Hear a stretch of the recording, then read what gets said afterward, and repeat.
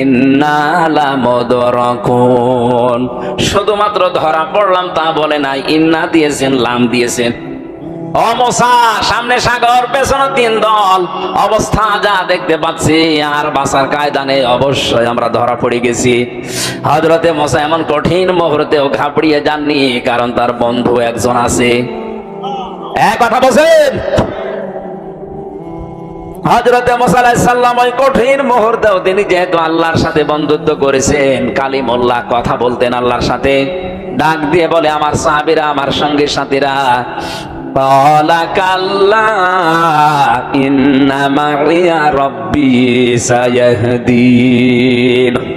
কোরআনের এক একটি শব্দ আমার মনে হয় তামাম দুনিয়ার চাইতে ভারী। আলেম যারা আছে বুঝবেন, আপনি তাকান তো।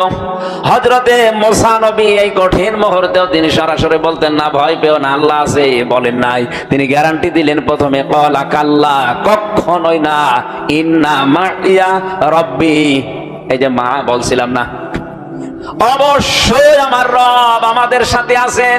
শুধু সাথে আছেন তা না, সায়াহদিন, অতি শীঘ্রই তিনি আমাদের পথ দেখাবেন। তিনি যদি ইয়াহদিন বলতেন তাও তো অর্থ হয়ে যেত, সিন লাগালেন কেন? সিন, সাউফা, কদ, লাম, এরকম 13টা শব্দ আছে আরবি গ্রামারে। কোন সেন্টেন্সের আগে যদি একটা আসে অর্থ হয় অতি তাড়াতাড়ি, সিন দিলে খুব বেশি তাড়াতাড়ি, সাউফা দিলে আর একটু তাড়াতাড়ি। হযরতে মুসা সিন দিয়ে জানিয়েছেন, আমি এমন এক বন্ধুর সাথে মহব্বত করেছি, ভালোবাসি এমন এক বন্ধুকে, অবশ্যই তিনি আমার সাথে আছেন এবং আমার রাস্তা তিনি অতি শীঘ্রই তৈরি করে দেবেন। তাফসীরে হাক্কানী মুফাসসির লিখেছেন, সিন শব্দ যদি উনি মাঝখানে না বলতেন, সায়াহদিন, আমার আল্লাহর সাহায্য আসতে হয়তো দেরি হতো। আল্লাহ মুসা নবীর ঈমানকে, তার এই বন্ধুর ঈমানকে এত বেশি পছন্দ করেছিলেন, এই সিন দেওয়ার কারণে সঙ্গে সঙ্গে জিবরাইলকে বলছে, ওনার কানে বলো, ওয়া আওহাইনা ইলা মুসা আন ইদরিব বিআসাকাল বাহার। হে নবী মুসা, আপনার বন্ধু আমাকে পাঠিয়েছে, আপনার হাতে যে 8 লাঠি আছে, এই লাঠিটা দিয়ে শুধু সামনে দরিয়ায় আঘাত করেন, বাকি যা করার আল্লাহ নিজে করবে। ফাংফালাকা ফাকানা কুল্লু ফিরকিন কাত্তাউদিল আসিম ওয়া আসলাফনা সাম্মাল আখরিন। আমি আয়াত পড়ার জন্য এখান থেকে শিক্ষা বের করতে চেয়েছি, এই বন্ধু যার যত বেশি বড় হবে, তার বিশ্বাস যত বাড়বে। আমার আল্লাহর নবী জানতে চেয়েছিলেন, এই দুনিয়ায় আমি কাউকে বন্ধু হিসাবে নিতে চাইনি, যদি নিতে চাইতাম আবু বকরকে নিতাম, যে তোমার আসল বন্ধু আল্লাহ, এজন্য আমার আর কারো দরকার নেই। ও বাংলার মুসলমানেরা, যার তার সাথে মহব্বত করা, ভালোবাসা, মিল করে চলা, যার তার সাথে বন্ধুত্ব করা, এটা আহাম্মকের কাজ। আজকে থেকেই বাকি জীবন বন্ধুত্বের যে বিষয়টা, কারোর সাথে সম্পর্ক করতে হলে আপনি যদি বিড়ি খোর, সিগারেট খোর এর সাথে মেলামেশা করেন, কিছুদিন পরে দেখবেন আপনিও লাঠি টানতেছেন। এই কথা বলেন না কেন? বাবা খোর, ডাল খোরের সাথে মিল করেন, না আমি খাই না, আপনি খাবেন না মানে বাধ্য করবে। বিশ্ববিদ্যালয়ের বিভিন্ন ক্যাম্পাসে আমি যখন ছিলাম, লালন শাহ হলে দেখেছি, 3 জন যদি হলে থাকে, এক রুমের ভেতরে 3 জন আছে, 2 জন এ লাঠি খায়। লাঠি পর্যন্ত অনেকে বাবা খায়, ডাল খায়, একজন যদি বলে না আমি ওর ভেতরে নেই, ওই সাথে থাকতে থাকতে বাধ্য করে একদিন বলে, আর কি মাথা নিচু করে মন খারাপ করে বসে আছো, এই যে টান দাও, এক টানে সব চিন্তা দূর হয়ে যাবে। প্রথমে এক টান দেয়, আস্তে আস্তে করে দেখা যাচ্ছে ও বিড়ি সিগারেট খোর হয়ে যায়। কথা বলেন ঠিক কিনা? এতক্ষণ পর্যন্ত আলোচনার সামারাইজ করে এইটাই বের করতে পেরেছি, যার তার সাথে আমরা আজকে থেকে আর বন্ধুত্ব, এই কথা বলেন, এটা শুধু দুনিয়ার বিষয় হলে আমি বলতাম না, এটা আখিরাতের সাথে সম্পর্কিত। যার সাথে মহব্বত, ভালোবাসা, বন্ধুত্ব হবে, কিয়ামতে কিন্তু তার সাথে আপনি উঠবেন। আল্লাহ জানে ইন্নামা শব্দ দিয়ে আয়াত শুরু করলেন, কেবলমাত্র শুধুমাত্র তোমাদের বন্ধু আমি আল্লাহ। আল্লাহু ওয়ালিয়ুল্লাযীনা আমানু, আমি আল্লাহ কার বন্ধু জানো? দুনিয়ায় যারা ঈমান আনে, আমি আল্লাহ নিজে তাদের বন্ধু হয়ে যাই। 750 কোটির উপরে মানুষ এই দুনিয়ায়, মাত্র 175 কোটি মানুষের আমাদের ঈমান আছে, আমরা দাবি করি আমরাই শুধু আল্লাহর বন্ধু, বাকি যা আছে 550 কোটি সব আল্লাহর শত্রু। বন্ধুর বিপরীত শব্দ কি? এই কথা বলছেন আপনি আর সাই করেন। হ্যাঁ, বন্ধুত্বের হয়তো লেভেল আছে, আপনি ওই লেভেলে যেতে পারেননি। বন্ধু এমন একটা গুরুত্বপূর্ণ শব্দ, কোরআনে কারিমে আল্লাহ আয়াত নাযিল করেছেন বন্ধুর ব্যাপারে। আলা ইন্না আউলিয়া আল্লাহি লা খাউফুন আলাইহিম ওয়া লা হুম ইয়াহজানুন। সূরা ইউনূসের 62 নম্বর আয়াত। ওই ভালো করে জেনে রাখো, আলা শব্দটা সাবধান করার জন্য দেওয়া হয়, এই জন্য একটু ধমক দিলাম।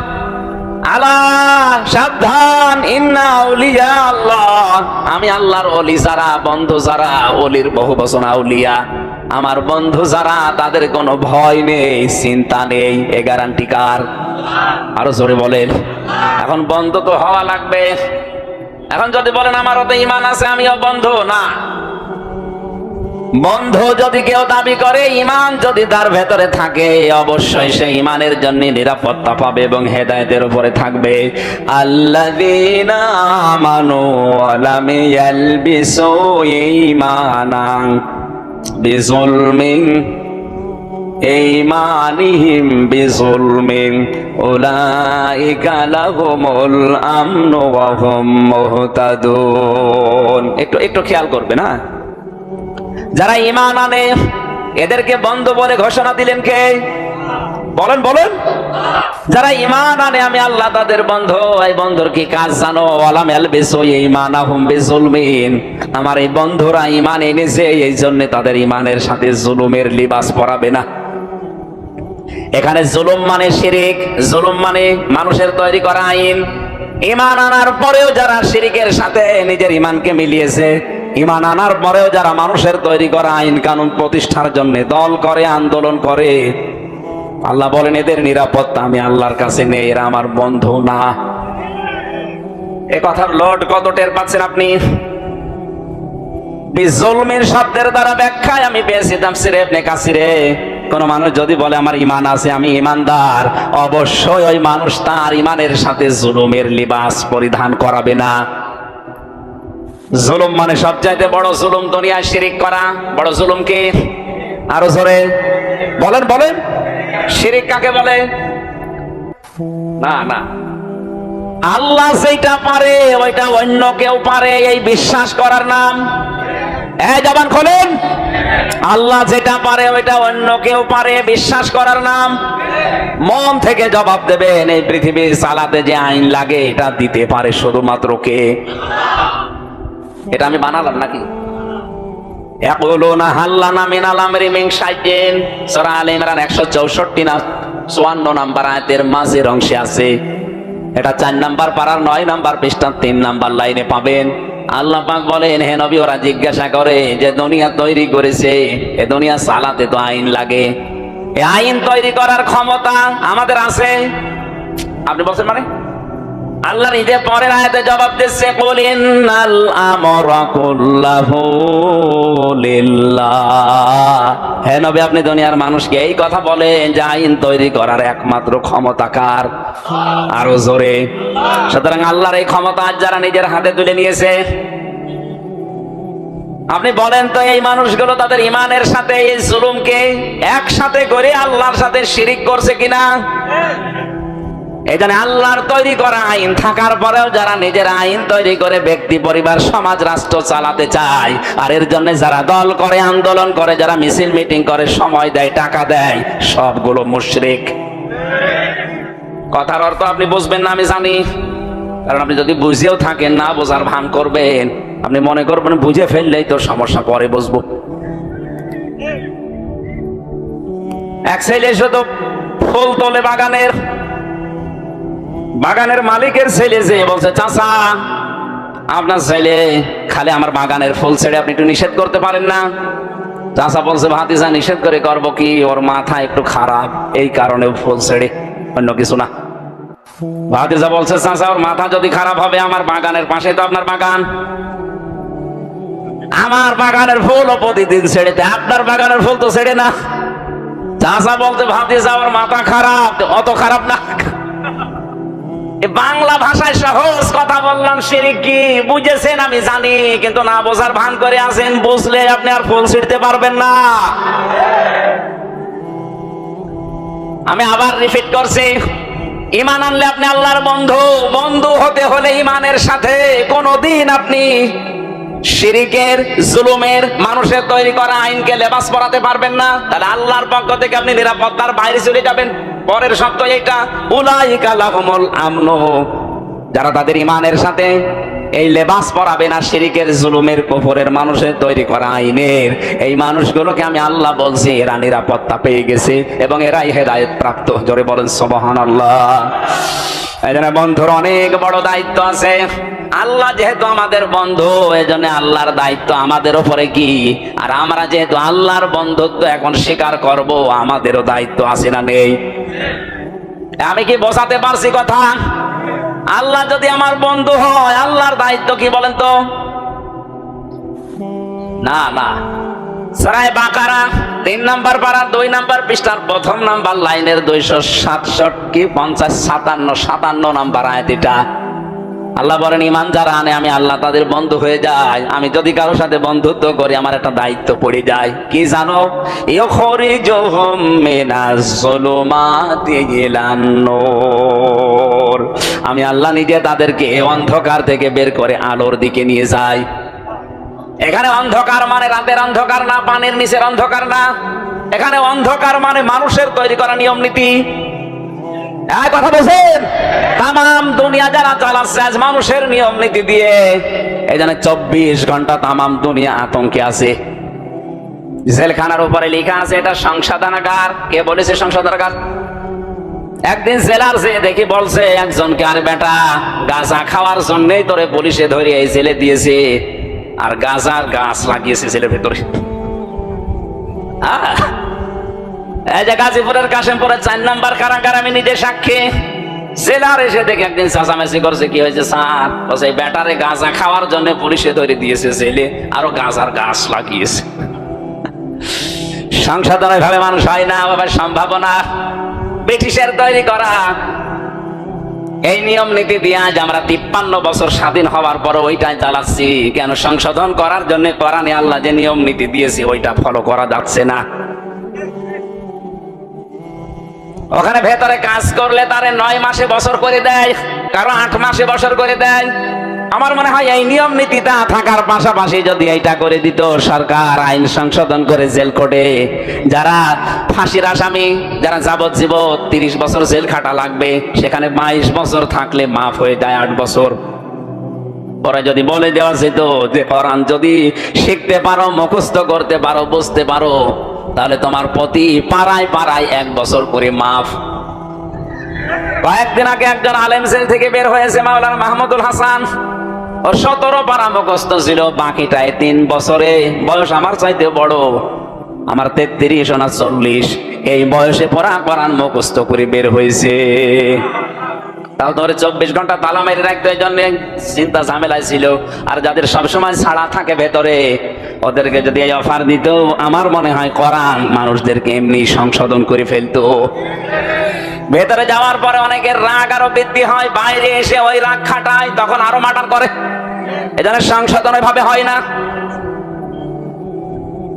বাস্তবতা আমরা যেদিকে নিয়ে যাচ্ছি, আল্লাহ পাক যেহেতু আমাদের বন্ধু, উনি আমাদের সাথে বন্ধুত্ব করতে চান। ওনার দায়িত্ব আমাদের মানুষের তৈরি করা নিয়ম নীতির এই অন্ধকার থেকে বের করে আল্লাহর নিয়ম নীতি আলোর দিকে উনি নিয়ে আসতে চায়। সিস্টেম অপর পৃষ্ঠায় দেখুন, আল্লাহ পাক বলেন, আমি আল্লাহ যদি কারো বন্ধু না হয়ে শয়তান যদি কারো বন্ধু হয়, কি করবে জানো? আল্লাযীনা কাফারু, এরপরে কি?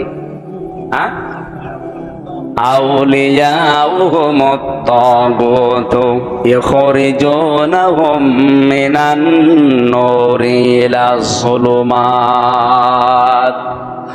আল্লাহ পাক বলেন, শয়তান যদি কারো বন্ধু হয়ে যায়, এই তাগুত কারো বন্ধু হলে তারও দায়িত্ব আছে। সে কি করে জানো? আলোর পথ থেকে বের করে অন্ধকারের দিকে নিয়ে যায়। এখানে আলো আল্লাহ 1 বচন দিয়েছেন, আর জুলুমাত বহু বচন দিয়েছেন। এজন্য অন্ধকারের পথ হাজারো, শিরিকের পথ অন্ধকারের পথ, কুফরের পথ অন্ধকারের পথ, বেদাতের পথ অন্ধকারের পথ, জুলুমের পথ অন্ধকারের পথ। এক কথা বুঝতেছে? মানুষের তৈরি করা আইন এগুলো অন্ধকারের পথ। শয়তান মানুষদেরকে আল্লাহর ইসলাম থেকে বের করে করে ওই সমস্ত জুলুম, শিরিক, কুফর বেদাতের দিকে নিয়ে যায়, এটা তার বন্ধুত্বের দাবি। এজন্য আমাদের উচিত হচ্ছে আমরা যদি আল্লাহর সাথে বন্ধুত্ব করি, আল্লাহ পাক যদি আমাদেরকে এই নিয়ম নীতি অন্ধকার থেকে বের করে ইসলামের দিকে আলোর দিকে নিয়ে আসে, তাহলে বুঝবেন আপনি আল্লাহর বন্ধু হয়েছেন। এবার আসেন শর্তে। কোন মানুষ যদি আল্লাহর বন্ধুত্বের দাবি করে, তাকে 4টা শর্ত দুনিয়ায় পূরণ করা লাগবে। কয়টা? আরো জোরে। 1 নম্বরে আল্লাহ যে চিঠি পাঠিয়েছেন বন্ধুত্ব করার জন্য, চিঠি তারে পড়া লাগবে। রমজান কোরআন নাজিলের মাস, এই চিঠি পাওয়ার মাস। আজকে থেকে সিদ্ধান্ত নিয়ে বাড়ি যাবেন, যতদিন আমি এই চিঠি শুদ্ধ করে না পড়তে পারবো ততদিন আমার কোনো দম নেই। কথা বুঝতেছেন? রমজান মাস এসেছে, চলে যাবে। আজকে 6 রোজা চলছে, দেখতে দেখতে আর 24টা দিন পার হয়ে গেলে বছরে মাস আবার 1 বছর পরে ঘুরে আসতেও পারে, আপনার কাছে নাও আসতে পারে। কিন্তু আপনি যদি এখন সিদ্ধান্ত নিয়ে যান যে আমি আল্লাহর সাথে বন্ধুত্ব করতে চাই, আর আল্লাহ তার বন্ধুত্বের প্রথম শর্ত দিয়েছে যে তার এই চিঠি শুদ্ধ করে পড়া লাগবে, আমি যেভাবেই হোক এটা শুদ্ধ করে পড়বই, এই নিয়ে তো যদি লেগে পড়েন, আলিফ বা তাসা পড়েন, আপনি অসুবিধা নেই। এই অবস্থায় পড়তে পড়তে যদি মারা যান, আপনি তালেবে এলেম হয়ে মরবেন, আপনার কোনো হিসাব নেই। তালেবে এলেম শুধু 8 বছর 10 বছরের বাচ্চাদেরই বলা হয় না, এ মুরব্বিও তালেবে এলেম হতে পারে। কোরআন শেখার জন্য যে যখন থেকে আরম্ভ করবে ওইটাই তালেবে এলেম। ওইটা কি? এলেম তলবকারী ছাত্র। সুতরাং ওই অবস্থায় যদি তালেবে এলেম কেউ মারা যায়, তার পেছনের অপরাধ কিন্তু ওই মুহূর্তে আল্লাহ মাফ করে দেয়। এই সুযোগটা আমরা কাজে লাগাতে পারি কিনা? শুধু আল্লাহর এই চিঠি বন্ধুত্বের শর্ত পূরণে পড়লে হবে না, এটাকে বুঝতে হবে। বাংলাদেশ সহ আজ বিশ্বের দিকে তাকান। আজকে আমি একটা আলোচনায় ছিলাম ঢাকা কাঁটাবনে, মানে গুরুত্বপূর্ণ 2টা পয়েন্ট আমার মনে পড়ছে। আজ ইহুদিরা মাত্র 60 লাখের মতো ফিলিস্তিনে, ইসরায়েলে, অথচ তামাম দুনিয়ার 750 কোটি মানুষ শাসন করছে। 60 লাখ মানুষ। মানুষ তো তারা বেশি না, কিন্তু 2টা কাজ তাদের বেশি। 1 নম্বরে তাদের পড়াশোনা, 2 নম্বরে তাদের ত্যাগ শ্রম। ওদের লেখাপড়ার সিস্টেম সব জায়গায়, এবং ওদের ত্যাগ ওদের শ্রম তাই এত বেশি। এই 2টা জিনিস ওদের সাথে আছে, এই জন্য তামাম দুনিয়া তাদের হাতের নিচে। আমাদের মুসলমান আমরা কম না, পৃথিবীর এখন আমরা 2য় সারিতে আছি। তামাম দুনিয়ায় সবচাইতে বেশি মানুষ বাস করে খ্রিস্টান ধর্মে, এরপরে আছি আমরা। অথচ তামাম দুনিয়ায় আমরা 2য় থাকার পরেও শুধু মায়ের খাচ্ছি। কথা বলে ঠিক কিনা? আমাদের মায়ের খাওয়ার পেছনে কারণ 1 নম্বরে আমাদের পড়াশোনা নেই। কি নেই? বলেন বলেন। কোরআনের প্রথম শব্দ নামাজ পড়ো, রোজা রাখো, হজ করো, যাকাত দাও না। আগে প্রথম শব্দ আল্লাহ বলেছেন ইকরা, পড়ো। আজ আমাদের পড়াশোনা নেই, এই জন্য এই দেশে অনেকে অনেক ভাবে আমাদেরকে বোকা বানিয়ে ধোঁকা দিয়ে ব্যবসা করে খাচ্ছে। আপনি যদি পড়াশোনা করে বুঝতে পারতেন, আমার মনে হয় আপনাকে দিয়ে কেউ পিটিয়েও শিরিক করাতে পারতো না। আজ হাজারো মাজারে যে শিরিক গুলো হচ্ছে, অধিকাংশ গুলোই না জানার কারণে। এই জন্য এটা আগে শুধু পড়লে হবে না, এটা বুঝতে হবে আমাদের। এই রমজানে শুরু থেকে শেষ পর্যন্ত একটা বোঝার সিস্টেম চালু করেন যে আমি বুঝতে চাই। প্রতিদিন 1 পারা করে মাতৃভাষায় অর্থগুলো শেষ করেন। 30 দিনে শেষ হয়ে গেলে দেখবেন আপনাকে দিয়ে আর কেউ শিরিক করাতে পারবে না। আমি গ্যারান্টি দিচ্ছি, আপনি করেন না কেন? আপনি নিজে যখন বুঝে ফেলবেন না আমার ভাষা ভাষা মনে পড়ছে, এই আয়াত তো এই সম্পর্কে আছে, এটা তো শিরিক, আল্লাহ বাদে অন্য কারো নামে জিকির করা শিরিক, আমি এই শিরিকে নেই, তাহলে দেশের 48,000 দরবারের 48,000ই প্রায় বন্ধ হয়ে যাওয়ার কথা। কারণ অধিকাংশ দরবারে দেখেন আল্লাহর নামের পাশাপাশি জিকির হয় অন্য কারো নামে, এমনকি অনেকে আল্লাহর নামকে খণ্ডিত করে ডাকে। আর এটা তো কোরআন বলছে জায়েজ নেই। অলিল্লাহিল আসমাউল হুসনা ফাদউহু বিহা ওয়া দারুল্লাযিনা ইলহিদুনা ফি আসমাই। আল্লাহর বহু সুন্দর নাম আছে, যাকেও তাকে, কিন্তু সাবধান আল্লাহর নাম খণ্ডিত করে, এলহাদ করে, উল্টা পাল্টা করে, কাটছাট করে ডাকবা না। সুতরাং যারা আলী বাবা, শালি বাবা, দয়াল বাবা, পাগলা বাবা, আগলা বাবা করে ডাকছে, ওটা তো একেবারেই মাইনাস। আর যারা আল্লাহর নামকে খণ্ডিত করে ডাকছে, হো হো, এটাও মাইনাস। এক কথা বলে না কেন? যারা আল্লাহর কালেমাকে ভাগ করে ইল্লাল্লাহ ইল্লাল্লাহ বলে ডাকছে, তারাও মাইনাস হয়ে যাবে। কারণ এলহাদ শব্দের শাব্দিক অর্থ হচ্ছে উলট পালট করা। কে আপনাকে পারমিশন দিয়েছে আল্লাহর এই কালেমাকে ভাগ করার? বলেন। কোরআনে আল্লাহ তাই দিয়েছেন লা ইলাহা ইল্লাল্লাহ, শুধু লা ইলাহা এতটুকু আল্লাহ কোরআনে বলতে পারতেন না? আপনার বানানো যুক্তি, খোড়া যুক্তি আমরা মানি না। আপনি দেখাবেন রসুলের 63 বছরের জীবনে এরকম ছিল কিনা? এক কথা বলে না কেন? একটা হাদিস আপনি, একটা আয়াত আপনি কোরআন থেকে নিয়ে আসতে পারবেন যে পড়া জীবনে নবীজি এরকম জিকির কোনোদিন করেছে? নবীজি যেটা করে নাই, কোন কারণে আপনি এটা বানিয়ে মানুষের ভেতরে ইবাদত বলে চালাচ্ছেন বলেন? বানানো দলিল যদি আপনি বানান যে ওমা ইয়াগফিরুয যুনুবা ইল্লাল্লাহ, এই যে কোরআনে আছে ইল্লাল্লাহ, এই জন্য আমি বলছি আরে বেটা এটা ইসতিফহাম, এটা প্রশ্নবোধক চিহ্ন, ইন্টারগেটিভ সেন্টেন্স। এটা আল্লাহ পাক বলতে যাচ্ছেন সূরা আলে ইমরানের আয়াতে যে ওমা ইয়াগফিরুয যুনুবা ইল্লাল্লাহ, আমি আল্লাহ বাদে গুনাহ মাফ করার কেউ আছে কি? আরে ভাই এটা প্রশ্ন করছে আল্লাহ, কেউ কি আছে আমি আল্লাহ বাদে গুনাহ মাফ করার? আর ও বলছে না, এই যে ইল্লাল্লাহ পাওয়া গেছে, এই জন্য আমরা করছি। ওয়াল্লা ইয়ালামু মান ফিস সামাওয়াতি ওয়াল আরদিল গায়বা ইল্লাল্লাহ, এটা সূরা কাসাসের ভেতরে আছে, নামলের ভেতরে আছে, 20 নাম্বার পারার 1ম নাম্বার পৃষ্ঠার 13 নাম্বার লাইনে আছে। আল্লাহ পাক বলেন নবী আপনি বলেন আসমান জমিনে আমি আল্লাহ বাদে কেউ গায়েব জানে কি? এটা ইন্টারগেটিভ সেন্টেন্স। এই শব্দ জুড়ে নিয়ে কেউ যদি বলেন আয় তো পাওয়া গেছে, এই এখন থেকে শুরু করো। আপনি এই জন্য বলছেন পুরো কোরআনটা একবার পড়েন, আপনাকে কেউ ধোঁকা দিয়ে বোকা বানিয়ে ইবাদত করাতে পারবে না, আপনি নিজেই বুঝে ফেলবেন না এত বানানো। কারণ আল্লাহর নামের সাথে কোনো এলহাক চলবে না, কাটছাট। এই কথা বুঝতেছেন? আপনি শুধু সুবহান সুবহান বলতে পারেন না, বলা লাগবে সুবহানাল্লাহ। শুধু আলহামদ আলহামদ বলতে পারবেন না, যদি জিকির করতে চান বলা লাগবে আলহামদুলিল্লাহ। শুধু আকবার আকবার হবে না, আল্লাহু আকবার বলা লাগবে। এই কথা বুঝতেছেন? শুধু লা ইলাহা হবে না, বলা লাগবে লা ইলাহা ইল্লাল্লাহ। এই জন্য বলছিলাম আল্লাহর এই চিঠি শুধু পড়লে এখন থেকে হবে না, একবার বোঝার চেষ্টা চালান। রমজানে আপনি আল্লাহর বন্ধু হতে পারবেন। 3 নাম্বার এটা বুঝলে হবে না, এটা নিজে যতটুকু বুঝবেন প্র্যাকটিক্যাল লাইফে ততটুকু মিলাবেন। আজ বাংলাদেশে কোরআন কম মানুষ পড়ছে না। আমরা অনেকে একটা জরিপ পেয়েছিলাম জানুয়ারি মাসে, 100 জনের 95 জন কোরআন শরীফ শুদ্ধ করে পড়তে পারে না। এই বাংলাদেশে হ্যাঁ এটা ঠিক আছে, কিন্তু পড়ে অনেকেই, শুদ্ধ হোক আর অশুদ্ধ হোক পড়ে অনেকেই। আমাদের প্রধানমন্ত্রী যিনি, উনিও পর্যন্ত তাহাজ্জুদের নামাজ পড়ে, ফজরের নামাজ পড়ে, কোরআন পড়ি, এরপরে যায় অফিসে। কথা বলছেন কেন? যাই পড়েছে কোরআন, যাই বুঝেছে, ওই অনুযায়ী যদি প্র্যাকটিক্যাল লাইফে মিলাতে মিলাতে যেত, এই দেশের কোনো টাকা বেগম পাড়ায় পড়ে থাকতো না। যেই হোক ওখান থেকে টাকা নিয়ে আয়, নাই তো তোরে আমি দেশে থাকতে দেব না, এই ঘোষণা যদি দিয়ে দিত যত টাকা বেগম পাড়ায় পড়ে আছে টাকা নিয়ে আসবে, নাই তোরে সহ বেগম পাড়ায় পাঠিয়ে দেব। টাকাগুলো আসলে এই দেশের হাজার হাজার মানুষের কর্মসংস্থান তৈরি হতো। কথা বলছে না, এটা আমাদের প্র্যাকটিক্যাল লাইফে আজ সেট নেই, এই জন্য আমরা হতাশায় আছি। 4 নাম্বারটা একটু ঝামেলা, এই জন্য এটা আমি বাদ দিয়ে দিলাম। বলেন বলে আমি মায়ের খাই না, আমি ওর ভেতরে নেই। 4 নাম্বারটা কঠিন, এই যে হুজুরের কাছে শুনে নেবেন পরে। আপনি আবার 3 বছর পাঠাবেন আমারে, আমি আর এখন যেতে চাচ্ছি না ভাই। 4 নাম্বারটা আমি বলতে পারবো না। 3 নাম্বার পর্যন্ত বললাম, এই তো ভালো। আপনি এখন থেকে শুদ্ধ করে পড়ার চেষ্টা চালান, বসেন, আর নিজে যতটুকু বুঝতেছেন মানেন। 4 নাম্বারটা চোখ বুঝে বলেই ফেলি, যা হয় হোক। আল্লাহর নবী বলেন আল্লাহকে যদি বন্ধু হিসাবে পেতে চাও, তুমি যতটুকু জানো ওটা যেন অন্য কেউ মানে, এই পরিবেশ তৈরি করে দাও। এটা যে যেখানে আছে তার দায়িত্ব থাকবে ওই রকম।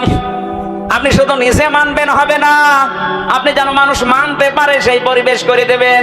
বাংলার 18 কোটি মানুষ মানতে পারে এই পরিবেশ একজন তৈরি করে দিতে পারে, তিনি আমাদের। কথা বলেন না কেন? এই জন্য আল্লাহ ওনার নামে একটা আলাদা আয়াত দিয়েছেন।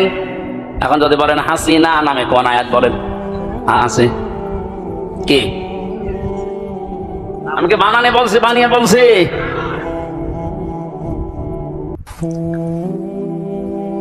সূরা নিসা 5 নাম্বার পারা 8 নাম্বার পৃষ্ঠা 3 নাম্বার লাইনের শেষের দিকে আয়াতটা আছে। আমাদের প্রধানমন্ত্রীর নামই আল্লাহ ধরেছে, আমি ধরতে পারলাম না। আল্লাহ পাক বলেন আল্লাহ ওয়ার রাসূল ফাউলাইকা মা'আল্লাযীনা আন'আমা আল্লাহু আলাইহিম মিনান নাবিয়্যিনা ওয়াস-সিদ্দীকিনা ওয়াশ-শুহাদা'i ওয়াস-সালিহিন ওয়া হাসুনা উলাইকা রাফীকা। আল্লাহ ওনার নামে একটা আয়াত দিয়েছেন সূরা হাজর 41 নম্বর আয়াত, আল্লাযীনা ইম্মাক্কান্নাহুম ফিল আরদি আকামুস সালাতা ওয়া আতাবুজ যাকাহ ইলা আখিরি আয়াত। আল্লাহ পাক বলেন আমি যাকে ক্ষমতার চেয়ারে বসাবো তার চারটা কাজ হবে। ক্ষমতায় যেই প্রথম নাম্বারে সে নামাজের বিল পাস করে দেবে। এই দায়িত্ব আমির হামজার। এক কথা বলুন, এ দায়িত্ব এই সভাপতির কার? যিনি দায়িত্বে আছে মেন জায়গায় তার। আল্লাহ তার নাম ধরে বলেছেন আল্লাযীনা ইম্মাক্কান্নাহুম ফিল আরদ। ক্ষমতার চেয়ারে যেই লোকটা বসবে তার প্রথম দায়িত্ব নামাজের বিল আনা। বাংলাদেশে আজ চুরি, ডাকাতি, ছিনতাই, রাহাজানি, ধর্ষণ বন্ধ করার জন্য একটা বিধানই যথেষ্ট, নামাজ। এটা কায়েম করে দেন, এমনি বন্ধ হয়ে যাবে এগুলো, আমি গ্যারান্টি দিচ্ছি। কোরআনের দিকে তাকিয়ে ইন্নাস সালাতা তানহা আনিল ফাহশাই ওয়াল মুনকার, অবশ্যই নামাজিকে অশ্লীল ফাহিশা কাজ থেকে বিরত রাখবেই। শুধু রাখবে বলেননি, আল্লাহ ইন্না দিয়েছেন রাখবেই। আল্লাহর গ্যারান্টি মিথ্যা? আমরা তো মিথ্যা বাসছি, কারণ আমি তো নামাজ পড়ি না। এই জন্য ছিনতাই বন্ধ হয় না, এই জন্য চুরি ডাকাতি বন্ধ হয় না, ধর্ষণ বন্ধ হয় না। এগুলো বন্ধ করার জন্য নামাজ দরকার আছে না নেই? যতদিন রাষ্ট্রীয়ভাবে নামাজ কায়েম না হয়, মুসলিম হিসাবে আমার নিজের ফরজ দায়িত্ব মনে করে আজরাইল যতদিন না আসে ফরজ নামাজ আমরা ছেড়ে দেব না। এই পারবেন এটা? কিয়ামতে যত প্রশ্ন করা হবে সর্বপ্রথম কিন্তু এই প্রশ্ন আগে, আউয়ালু মা ইউহাসাবু বিহিল আবদু ইয়াউমাল কিয়ামাতিস সালাহ। কিয়ামতে সর্বপ্রথম প্রশ্ন হবে বান্দা নামাজ পড়তে কিনা বল। যারা নামাজ পড়েন না কি জবাব দেবেন আপনি? অথচ আয়াত নাযিল হওয়ার পর, এই হাদিস বলার পর সাহাবায়ে কেরামের ভেতরে আমল করার এত স্পৃহা দেখা দিয়েছে। হযরতে আব্দুল্লাহ আনসারী রাদিয়াল্লাহু তাআলা আনহুর জীবনীতে পেয়েছি, উনি মসজিদে যেতেন সবার পেছনে, আসতেন সবার আগে। হযরত ওমর একবার নালিশ দিলেন, ইয়া রাসূলুল্লাহ, এই লোকটা আসে সবার পেছনে চলে যায়, আপনার সালাম ফেরানো হতে হতেই মনে হয় মুনাফিক। নবীজি বললেন, আন্দাজে ধারণা করা যাবে না, চলো দেখি। বাড়িতে গেলেন, সালাম দেওয়ার পরে 3 বারের পরে তিনি বের হয়ে আসলেন। ডাক দিয়ে বলে, আব্দুল্লাহ, তুমি জানো আমি নবী যদি কারো উপরে নারাজ হয়ে যায়, মহান আল্লাহ তার উপরে নারাজ হয়ে যায়। তোমার বাড়ির সামনে এসে আমি 3 বার ডাক দিলাম, এত দেরি করলে কেন আসতে? হযরতে আব্দুল্লাহ বলে, ইয়া রাসূলুল্লাহ, আপনার মুখে আমি শুনেছি কিয়ামতে নাকি সর্বপ্রথম আল্লাহ নামাজের হিসাব নেবেন।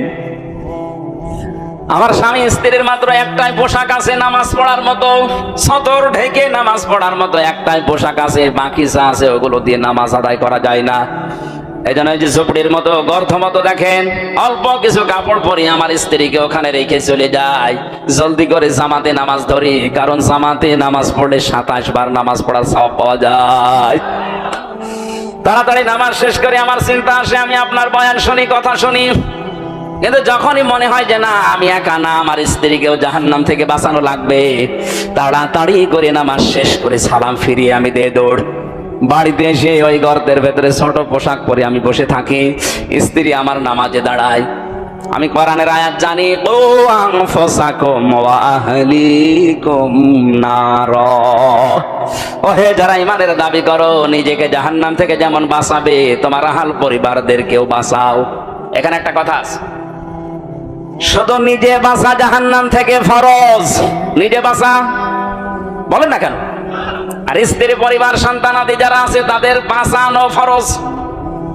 তাদের বাঁচানোর চেষ্টা যেটা করবেন ওই চেষ্টাটা ফরজ। তারা যদি না বাঁচতে চায় তাহলে আপনার দায়িত্ব নেই, কিন্তু চেষ্টা করা এটা ফরজ আপনার জন্য। আপনি নামাজের কথা, রোজার কথা, পর্দার কথা স্ত্রীকে বললেন, যদি আপনার হুকুম মতো না চলে তখন আপনার আর দায়িত্ব নেই, কিন্তু আপনাকে চেষ্টা করা লাগবে। 4 কারণে বউ পিটানো জায়েজ আছে। এটা আবার কেটে সেটে বাদ দিয়ে বললো না যে হুজুর বউ পিটানোর পক্ষে কথা বলিস, এমনি ঝামেলায় আসি মাইরার বদুয়া করে। স্ত্রীর গায়ে হাত তোলা জায়েজ আছে 4টা কারণে। যদি কেউ ফরজ নামাজ না পড়ে বউ, তাহলে পিটিয়ে হলেও নামাজ পড়ানো লাগবে। ফরজ নামাজ বউ পড়ে না, এই জন্য পিটিয়েছেন কয়দিন? হাত তোলেন তো। একজন